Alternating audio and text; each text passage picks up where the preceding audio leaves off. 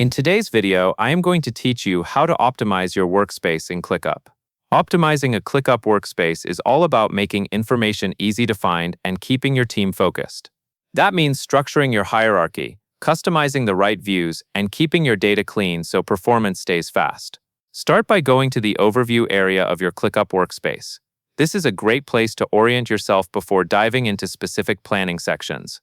From here, click the highlighted area on the screen to open the navigation options you need. Next, select OKR Planning.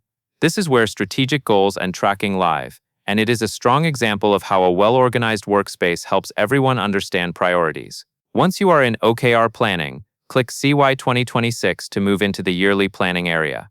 Keeping work grouped by time periods like a year, quarter, or month helps reduce clutter and makes it easier to review progress during check-ins.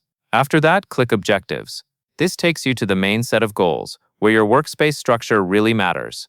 Clear naming and consistent statuses across your tasks will make these objectives easier to interpret at a glance. Now click Progress Board. Board views are useful for workflow clarity because they show movement from one stage to another.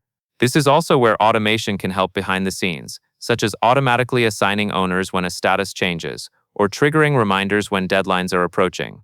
Even if you are not setting those up right now, designing your views with that future in mind will keep your system scalable. From the progress board, click This Quarter to focus on your current priorities. Then click Next Quarter to shift your view forward and preview what is coming. This is a practical way to keep planning realistic without mixing future work into today's workload.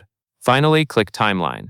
Timeline view is ideal for spotting overlaps and understanding how objectives map across dates. To keep it running smoothly, keep views focused and avoid displaying unnecessary fields or too much historical work at once. Archiving completed items regularly also helps keep everything fast and clean. That covers everything you need to know.